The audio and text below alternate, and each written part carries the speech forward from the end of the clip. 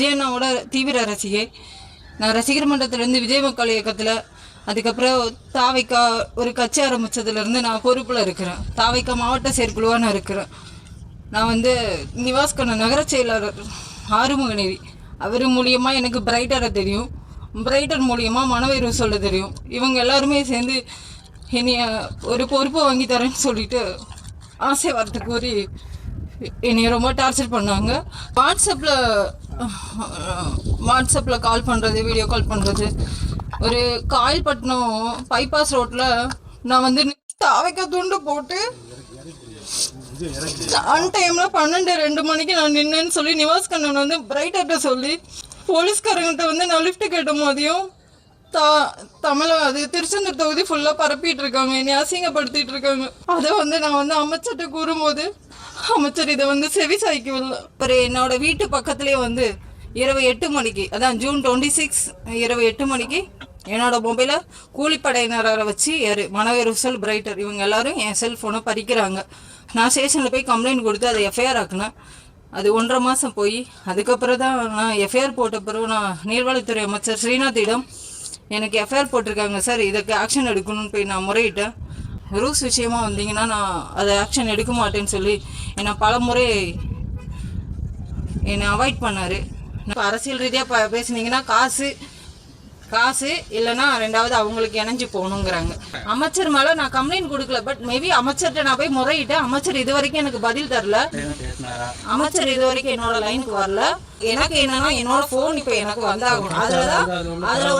அதுல உள்ள ஆதாரத்தை நான் காமிக்க முடியும். ஏன்னா அதுல நிறைய பேர் இருக்கிறாங்க. உங்க பேசின ஆடியோ மெசேஜ் எல்லாமே அதுல இருக்கு. மேபி அந்த செல்லு எனக்கு இப்போ வந்தாகணும். அதாவதுங்க சகோதரி பேசுனதை கேட்டிருப்பீங்க. எனக்கு சகோதரியோடைய கதையை கேட்டு தாரத்தாரிய கண்ணீர் கொட்டுது. இந்த வழக்கு என்பது தமிழக வெற்றி கழகம் ஆட்சியை பிடித்த பிறகு 9432 வழக்குன்னு நான் நினைக்கிறேன். இருக்கலாம், மேபி. சகோதரிக்கு தமிழில் பேசுகிறதா ஆங்கிலத்தில் பேசுகிறதா பெரிய குழப்பமாக இருக்குது. மேபின்ற வார்த்தை ஆங்கில வார்த்தை. எதற்காக எந்த இடத்துல அதை பயன்படுத்தணும், அந்த வார்த்தையோட அர்த்தம் என்ன அப்படின்றது சகோதரிக்கு தெரியல நான் நினைக்கிறேன்.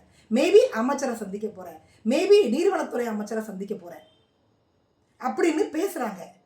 இவங்க பத்திரிகையாளர் முன்னாடி இப்படி பேச, சட்டமன்றத்தில் நீதி அமைச்சர் 9432ன்னு அவர் பேச, என்னோட யூனிக்கே அதுதான் அப்படின்னு அவர் பேச, நாம் திருன்னு முழிச்சுட்டு இருக்கிறோம். ஒன்று ஆங்கிலத்தில் பேசுங்க, இல்லை தமிழில் பேசுங்க. ரெண்டும் வரலையா தயவு செய்து வாயை மூடிட்டு இருங்க. இப்படி ஆங்கிலத்திலையும் இல்லாமல் தமிழ்லையும் இல்லாமல் எங்களை சாவடிக்காதீங்க. அதுதான் நான் வந்து அரசாங்கத்துக்கு வைக்கக்கூடிய மிகப்பெரிய ஒரு கோரிக்கை. அதே மாதிரிங்க சகோதரி எங்கள் மாவட்டத்தை சார்ந்த ஒரு அப்பாவி பெண், பச்சை புள்ள, ஒன்றுமே தெரியாத சகோதரிக்கு தீவிர விஜய் ஃபேன். அதனால தான் கையில் வந்து விஜயோடைய படத்தை பச்சை குத்தி வச்சுருக்காங்க. ரசிகர் மன்றத்தில் ஆரம்ப காலகட்டத்திலேருந்து இருந்திருக்கிறாங்க. விஜய் மக்கள் இயக்கமாக இருந்தபோதும் பணி செய்திருக்கிறாங்க. இப்போ விஜய் கட்சி ஆரம்பித்த பிறகு அதுலேயும் வந்து ஒர்க் பண்ணிட்டு தான் இருக்காங்க.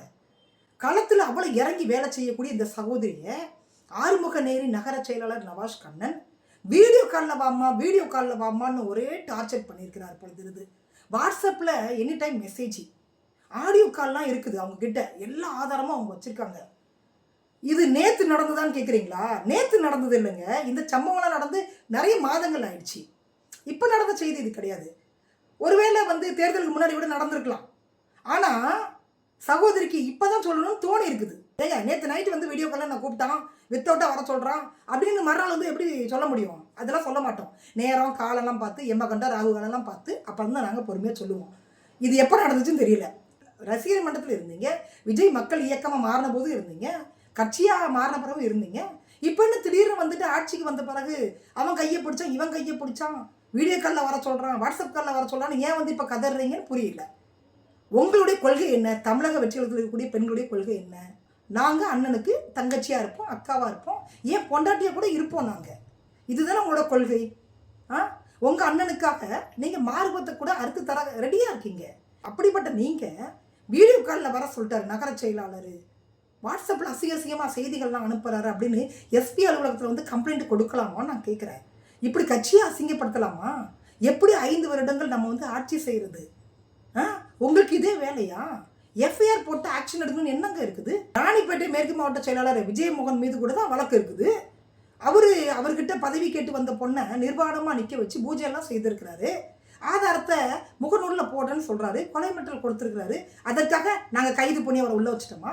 வைக்கணுமான்னு கேட்குறேன். சிறுவைகுண்டம் எம்எல்ஏ அவர் தலைமையில் தானங்க கூட்டுப்பாளையம் பலாத்காரம் நடந்தது. அதுக்காக அவரை கைது பண்ணி உள்ளே வைக்கணுமா? அதான் கொள்கை தெரிஞ்சுதானங்க நீங்கள் கட்சியில் பயணம் பண்ணிட்டு இருக்கீங்க. 5 வருடங்கள் இல்லை 50 வருடங்கள் தளபதியோட ஆட்சி தான் தமிழகத்தில். இந்த மாதிரியெல்லாம் வந்துட்டு கூவிட்டு இருக்கக்கூடாது, புரியுதா? எஃப்ஐஆர் போட்டு ஆக்ஷன் எடுக்கணும்லாம் எந்த ரூல்ஸும் கிடையாது, அதெல்லாம் எடுக்க முடியாது அப்படின்னு நம்ம தமிழக விஜயத்தில் இருக்கக்கூடிய சகோதர சகோதரிகள்லாம் பேசிட்டு இருக்கிறாங்க. ஏற்கனவே ஒரு ஐட்டம் அப்படின்னு சொன்னாலும் சொல்லுவாங்க. ஏன்னா அவங்க அவங்க அந்நியாரை பார்த்து அதுதான் சொன்னாங்க. அவள் ஒருத்தே கிடையாது, அவெல்லாம் ஒரு ஐட்டம்னு சொன்னாங்க. அதே மாதிரி சகோதரி சொன்னாங்கல்ல, காயல் பட்டணத்தில் தமிழக வெற்றி கழகம் துண்டை போட்டுட்டு ரோட்டில் நின்றுட்டு இருந்தாங்களாம் மிட் நைட்டில். அப்போ போலீஸ்காரங்க வந்திருக்காங்க, அவங்க கிட்ட லிஃப்ட் கிட்டலாம் இவங்க போனாங்களாம். அதாவதுங்க மிட் நைட்டில் ரோட்டில் போய் நம்ம நிற்கிறோம் அப்படின்னா அதுக்கு என்ன பெயர் நமக்கு நல்லாவே தெரிஞ்சிருக்கும். இன்றைக்கி நிறைய செய்திகளில் பார்த்துட்டு இருக்கிறோம். மதுரவாயில் பைபாஸ், அந்த பைபாஸ், இந்த பைபாஸ், இதெல்லாம் வந்து பார்த்திங்கன்னா வேறு சமூகத்தை சார்ந்தவங்களும் அங்கே நின்றுட்டு இருப்பாங்க. ராத்திரி நேரத்தில் பெண்களும் வந்துட்டு அங்கே நின்றுட்டு இருப்பாங்க. ஏன்னா அவங்க பண்ணக்கூடிய தொழில் அப்படி தொழில், அதுக்காக அவங்க நிற்கிறாங்க. நாம் வந்து சட்டப்பிரகாரம் சொல்லணும் அப்படின்னா அது தவறு.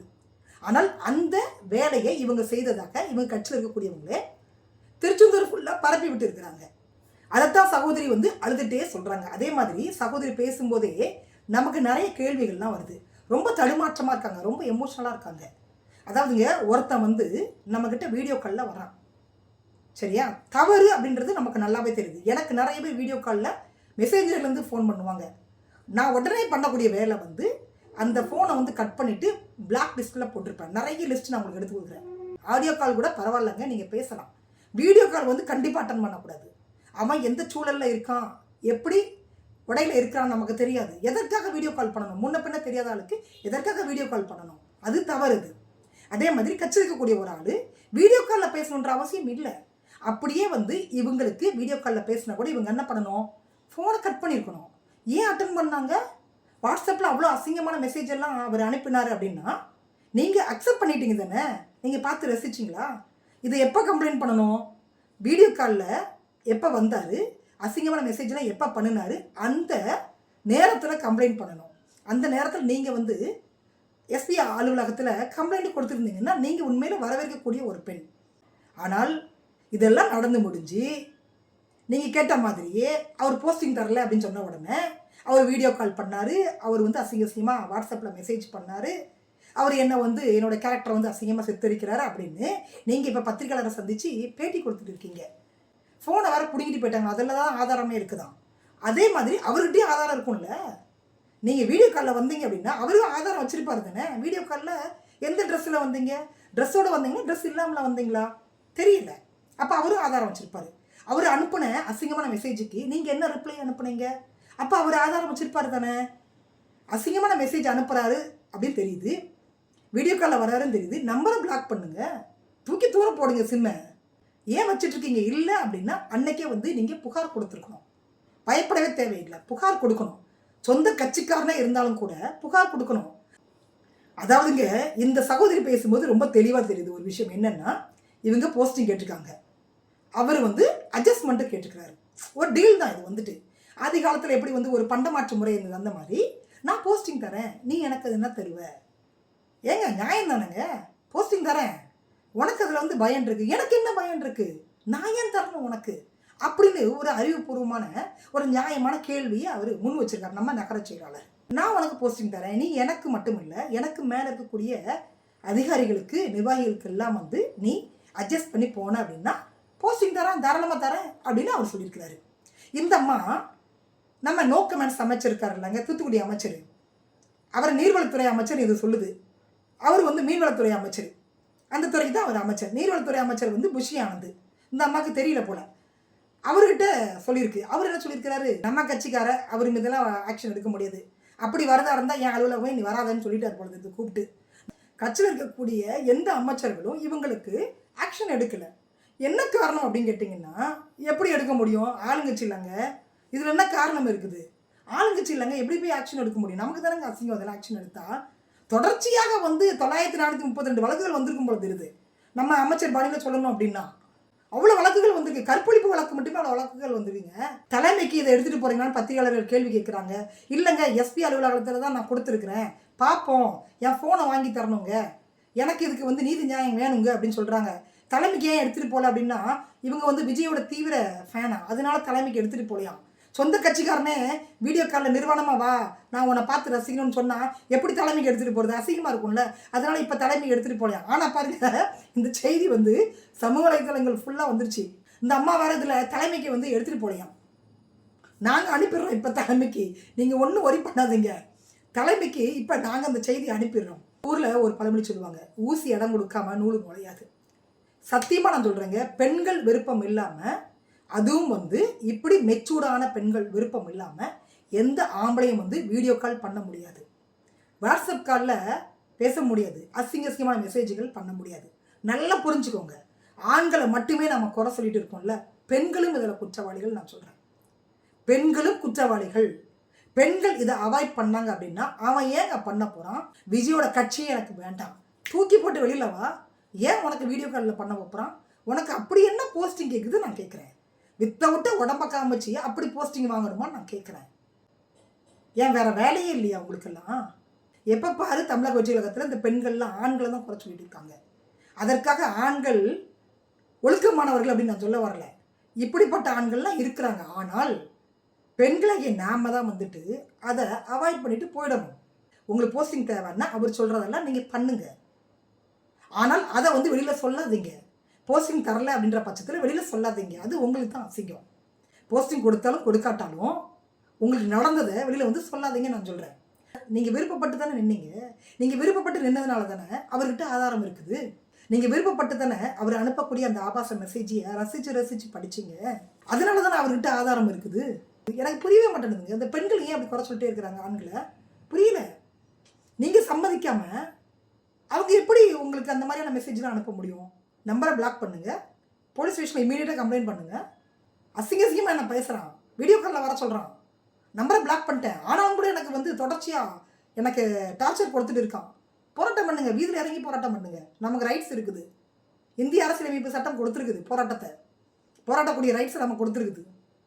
அதெல்லாம் பண்ணாமல் ஆற அமர பொறுமையாக அவர் போஸ்டிங் கொடுக்கல அப்படின்னு சொன்ன உடனே இந்த அம்மா வந்து வெளியில் பேட்டி கொடுத்துட்டு இருக்கிறாங்க.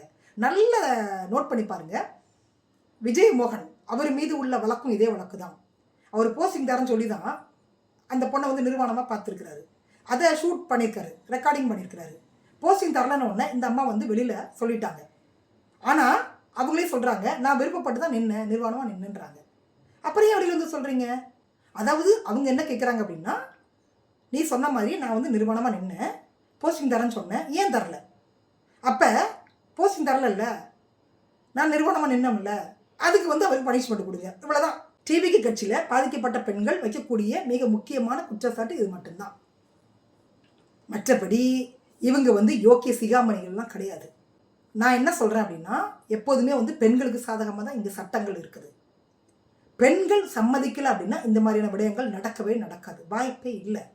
அரசியலாக இருக்கட்டும், சினிமாவாக இருக்கட்டும், இன்றைக்கி அட்ஜஸ்ட்மெண்ட் இல்லை அப்படின்னா போஸ்டிங்கே கிடையாதுங்க. ஏன் அட்ஜஸ்ட் பண்ணுறீங்க? போஸ்டிங் வேணுமா, அட்ஜஸ்ட்மெண்ட் பண்ணுங்கள், வெளியில் சொல்லாதீங்க, அவ்வளோதானே. வெளியிலையும் சொல்லுவீங்க, அட்ஜஸ்ட்மெண்ட்டும் பண்ணுவீங்க, ஆனால் அந்த ஆம்பளைக்கு தண்டனை வாங்கி கொடுத்துடணும். இது என்ன லாஜிக்கு புரியல எனக்கு.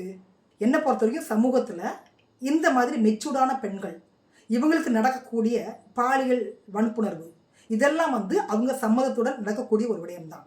எது வந்து பாவம் தெரியுங்களா? குழந்தைங்கள் மீது நடக்கக்கூடிய இந்த பாலியல் வன்புணர்வு, அது மட்டும்தான் பாவம். மற்றபடி இந்த அரசியல், இந்த கட்சி, இதில் இருக்கக்கூடிய பெண்கள்லாம் மோஸ்ட்லி வந்துட்டு பார்த்தீங்கன்னா அவங்க சம்மதம் இல்லாமல் எந்த ஆம்பளையும் பக்கத்தில் போகவே முடியாது. பெண்களுக்கு சாதகமான நிறைய சட்டங்கள் இருக்கிறதுனாலேயே இந்த மாதிரியான பெண்கள்லாம் ஆண்கள் மீது குற்றச்சாட்டை முன் வைக்கிறாங்க, அவங்க மேலே பழிய தூக்கி போடுறாங்க. சிஎம் சார் சொன்ன மாதிரி அவங்க மேலே பழிய தூக்கி போடுறாங்க. அதே மாதிரி பள்ளி மாணவிகள் மீது நடத்தக்கூடிய இந்த நாடக காதல், அந்த பாலியல் வன்புணர்வு, இதெல்லாம் வந்து நாம் கடுமையாக எதிர்க்கிறோம். அவங்க காவல்துறையில் இன்ஃபார்ம் பண்ணுறாங்க, பாதிக்கப்பட்ட மாணவிகள் இமீடியட்டாக இன்ஃபார்ம் பண்ணுறாங்க, குடும்பத்தார் வந்து இன்ஃபார்ம் பண்ணுறாங்க. அது உண்மையில வரவேற்கக்கூடிய விஷயம். அதற்கு என்ன தண்டனையோ அதை வந்து நம்ம வாங்கி தரணும். ஆனால் இவங்கெல்லாம் இவங்களுடைய சம்மதத்தோடு தான் எல்லாமே நடந்துட்டுருக்குது. அதனால் இந்த மாதிரியான வழக்குகள்லாம் இந்த 5 வருடங்கள் கண்டிப்பாக தொடர்ச்சியாக வந்துட்டு தான் இருக்கும். அதே மாதிரி டிவிகே கட்சியில் இருக்கக்கூடிய பெண்கள் உங்களை நீங்கள் தான் பாதுகாத்துக்கணும். அதை விட்டுட்டு உங்கள் கட்சிக்காரன் மேலே பழிய தூக்கி போடாதீங்க. விதின்னு ஒரு திரைப்படம் நீங்கள் பார்த்துருப்பீங்க. பூர்ணிமாவும் நம்ம மோகன் நடித்தது எக்ஸலண்டான ஒரு திரைப்படம் அது. அந்த படத்தில் அதே மாதிரி தான் பூர்ணிமா விருப்பப்பட்டு தான் மோகன் கூட ஹோட்டலில் ஒன்றா இருப்பாங்க. அதில் அவங்க கன்சீவ் ஆகிடுவாங்க. அதற்கு பிறகு இவர் திருமணம் முடிக்க மாட்டேன்னு சொல்லிடுவார். இந்த வழக்கு நீதிமன்றத்துக்கு போகும். நீதிமன்றத்தில் வழக்கறிஞராக ஜெய்சங்கர் இருப்பார், நடிகர் ஜெய்சங்கர். பச்சையாக கேள்விகளை முன்வைப்பார். அவன் உன்னை எங்கே தொட்டான், எப்படி தொட்டான், அப்போ நீ எப்படி ஃபீல் பண்ண, எதற்காக அப்படின்னு கேட்டிங்கன்னா, பெண்கள் விருப்பம் இல்லாமல் ஆண்கள் தொட முடியாது. ஆனாலும் கூட வழக்கறிஞராக வந்த சுஜாதா, நடிகை சுஜாதா, பூர்ணிமாவுக்கு சாதகமான ஒரு தீர்ப்பை வாங்கி கொடுத்துருப்பாங்க. மோகனுக்கு ஒரு தண்டனையை வாங்கி கொடுத்துருப்பாங்க. இருந்தாலும் கூட அந்த படம் என்பது பெண்களுக்கான விழிப்புணர்வு படம். அந்த படம் மாதிரி தான் இப்போ நடந்துட்டுருக்குது. நீங்கள் விருப்பப்பட்டு உறவில் இருந்துப்பீங்க. ஆனால் அவன் என்னை கையை பிடிச்சிக்கிட்டான், இவன் என்னை கையை பிடிச்சான், வீடியோ காலில் வர்றான். அது என்னமோ தமிழக வச்சலத்தில் இருக்கக்கூடியவங்கெல்லாம் வீடியோ காலில் வர்றது தான் விரும்புகிறாங்க பொழுது. பெண்களை வீடியோ காலில் நிர்வாணமாக பார்க்குறது தான் தமிழக வச்சலத்தில் இருக்கக்கூடிய ஆண்களுக்கு பிடிச்சிருக்கு பொழுது. அது என்ன ரசனையாக நமக்கு தெரிய மாட்டேனுது. அதனால தான் கேட்கணும் போல். அதனால் சகோதரி கொடுக்கக்கூடிய இந்த வழக்கு என்பது நிற்குமா அப்படின்றது எனக்கு தெரியலை. எத்தனை பேருக்கு இப்படி தண்டனை கிடச்சிருக்கு தெரியலை. பெண்களாகி நீங்கள் தான் உஷாராக இருக்கணும். நீங்கள் இடம் கொடுக்கல அப்படின்னா இதெல்லாம் நடக்க வாய்ப்பே இல்லை. உங்கள் கருத்து நடத்தை நீங்கள் பதிவு பண்ணுங்கள். மீண்டும் சந்திக்கலாம். நன்றி, வணக்கம்.